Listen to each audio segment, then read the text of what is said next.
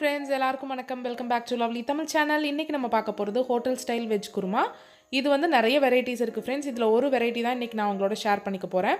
ஏற்கனவே நம்ம சேனல்ல எப்படி பரோட்டா போடுறது அப்படிங்கற வீடியோ சூப்பர்ப் எக்ஸ்பிளனேஷனோட இருக்கு. அந்த வீடியோவை நான் மேல ஐ பட்டன் அப்புறம் கீழ வந்து டிஸ்கிரிப்ஷன் பாக்ஸ்லயும் கொடுக்கிறேன். இது வரைக்கும் நீங்க பார்த்தது இல்லனா பாருங்க फ्रेंड्स. அதுக்கு அப்புறம் நிறைய பேர் வந்து நம்மளோட சேனலோட ரெசிபீஸ் வந்து எனக்கு மெயில் அனுப்பியிருக்கீங்க. இன்னும் இந்த ரெசிபி ட்ரை பண்ணீங்கனாலும் அனுப்புங்க. அந்த ஃபோட்டோஸ் எல்லாத்தையுமே எடுத்து நான் ஒரு வீடியோவா பண்ணலாம் அப்படினு இருக்கேன் फ्रेंड्स. சோ கண்டிப்பா எந்த ரெசிபி செஞ்சீங்கனாலும் என்னோட மெயில் ஐடிக்கு உங்களோட ரெசிபியை அனுப்புங்க. வாங்க இப்போ நம்ம வீடியோக்குள்ள போலாம். நீங்க நம்ம சேனலுக்கு புதுசா இருந்தீங்கன்னா உங்களுக்கு இந்த சேனல்ல இருக்கிற கண்டென்ட் பிடிச்சிருந்துச்சுனா ப்ளீஸ் கீழ இருக்கிற ரெட் கலர் சப்ஸ்கிரைப் பட்டனை கிளிக் பண்ணி சப்ஸ்கிரைப் பண்ணிக்கோங்க. கூடவே பக்கத்துல இருக்கிற நோட்டிஃபிகேஷன் பெல்லையும் டிக் பண்ணுங்க. சோ நம்ம சேனல்ல இருந்து வர ஃபியூச்சர் வீடியோஸ் எதையுமே நீங்க மிஸ் பண்ணாம பார்க்கலாம். ஃபர்ஸ்ட் நம்ம என்னென்ன இன்கிரிடியன்ட்ஸ்னு பார்த்துடலாம் फ्रेंड्स. 3 பெரிய வெங்காயம் மீடியம் சைஸ்ல, 2 பெரிய தக்காளி. உங்களுக்கு என்னென்ன காய்கறி விருப்பமோ நீங்க அதை ஆட் பண்ணிக்கலாம். இன்னைக்கு நான் பீன்ஸ், கேரட் அப்புறம் உருளைக்கிழங்கு ஆட் பண்ணியிருக்கேன். நீங்கள் பச்சை பட்டாணி, காலிஃப்ளவர் அதெல்லாம் கூட ஆட் பண்ணிக்கலாம். ஒரு பெரிய ஸ்பூனில் வந்து இஞ்சி பூண்டு பேஸ்ட். இப்போ நான் சொல்கிறது எல்லாமே நம்ம வதக்கி அரைக்க போகிறோம். பச்சை மிளகாய், கருவேப்பிலை, கொத்தமல்லி, புதினா இது எல்லாமே நம்ம வந்து வதக்கி அரைக்க போகிறோம். கொத்தமல்லியும் புதினாவும் ஓரளவு, அதில் சம பாதியாக வந்து கருவேப்பிலை எடுத்துக்கோங்க. பச்சை மிளகாய் உங்கள் காரத்துக்கு ஏற்ற மாதிரி. இந்த ஐட்டம்ஸும் நம்ம வதக்கி அரைக்க தான் போகிறோம். முந்திரி பருப்பு, கல்பாசி, அன்னாசி, பொட்டுக்கடலை, அப்புறம் வந்து பிரிஞ்சி இலை, சோம்பு, ஜீரகம், வேர்க்கடலை, வெள்ளை எள்ளு, கசகசா இது எல்லாமே நம்ம வந்து வதக்கி அரைக்க போகிறோம் फ्रेंड्स. அதுக்கப்புறம் மல்லித்தூள், மஞ்சத்தூள், உப்பு, ஒரு பெரிய மூடி தேங்காய் எடுத்துக்கோங்க. தேவையான அளவு எண்ணெய். ஃபர்ஸ்ட் வதக்கி அரைக்கிறது எப்படி அப்படின்னு பார்த்துடலாம்.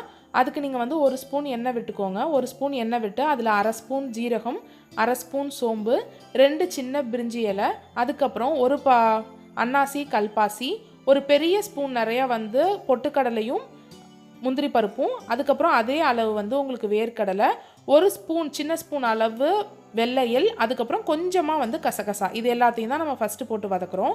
இந்த மாதிரி நல்லா ஃப்ரை பண்ணி அரைச்சி செய்கிறப்போ இதோட அரோமாவே உங்களுக்கு ரொம்ப சூப்பராக இருந்துச்சு. கண்டிப்பாக ட்ரை பண்ணி பாருங்கள். உங்களுக்கு அதுக்கப்புறம் நீங்கள் மிஸ் பண்ணாமல் செய்வீங்க. நிறைய இன்க்ரீடியன்ட்ஸ் மாதிரி தெரியலாம், பட் எல்லாமே நம்ம வீட்டில் இருக்கிறது தான். இப்போ இது ஓரளவு நல்லா வதங்கினதுக்கப்புறம் இதில் நம்ம அந்த கருவேப்பிலை, கொத்தமல்லி, புதினா, பச்சை மிளகாய் இதெல்லாம் போடுறோம். பச்சை மிளகாய் உங்கள் காரத்துக்கு ஏற்ற மாதிரி கூட்டியோ குறைச்சோ நீங்கள் வந்து ஆட் பண்ணிக்கலாம்.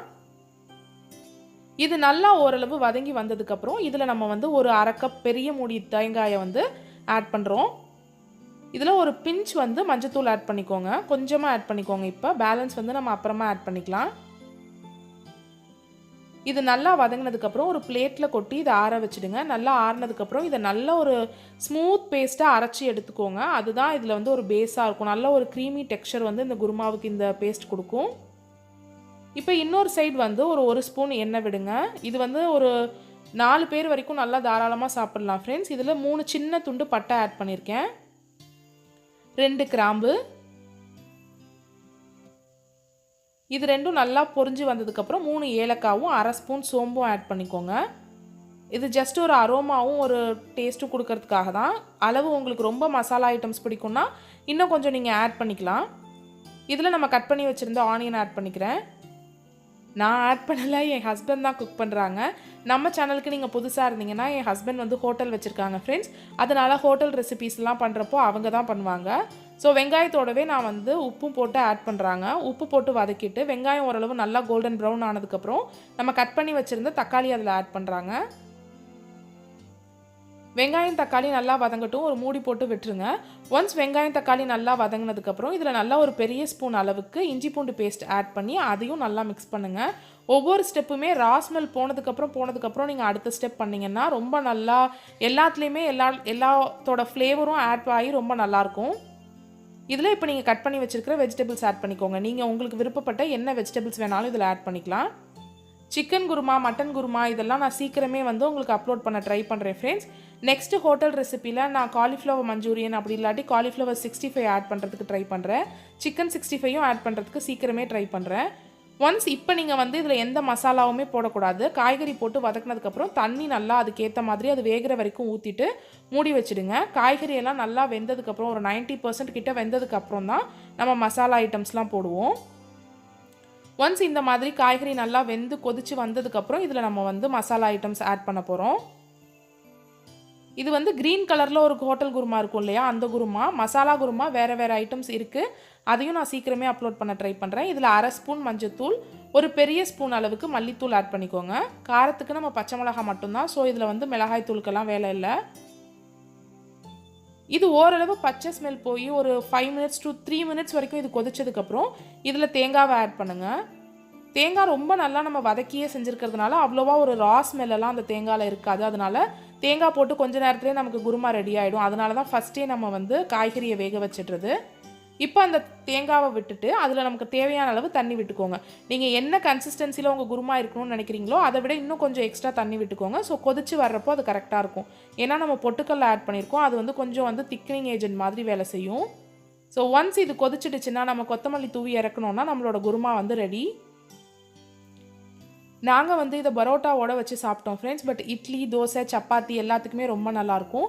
நீங்கள் டயட்டில் இருக்கீங்க அப்படின்னா மில்லட்ஸ் தோசை, மில்லட்ஸ் பணியாரம் அந்த மாதிரி டிஷ்ஷோட கூட இது ரொம்ப ரொம்ப யம்மியாக இருக்கும்.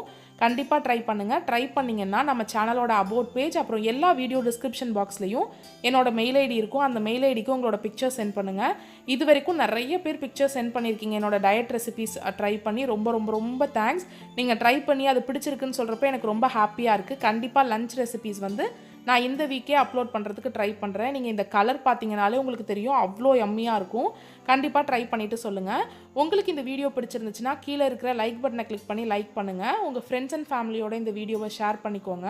நீங்கள் நம்ம சேனலுக்கு புதுசாக இருந்தீங்கன்னா உங்களுக்கு டிஃப்ரெண்ட் ஜானர்ஸில் வீடியோ பார்க்க பிடிக்கும்னா ப்ளீஸ் கீழே இருக்கிற ரெட் கலர் சப்ஸ்கிரைப் பட்டனை கிளிக் பண்ணி சப்ஸ்கிரைப் பண்ணிக்கோங்க. கூடவே பக்கத்தில் இருக்கிற நோட்டிஃபிகேஷன் பெல்லை டிக் பண்ண மறக்காதீங்க. நான் எப்போ சேனலில் வீடியோ அப்லோட் பண்ணாலும் நீங்கள் மறக்காமல் பார்க்கலாம்.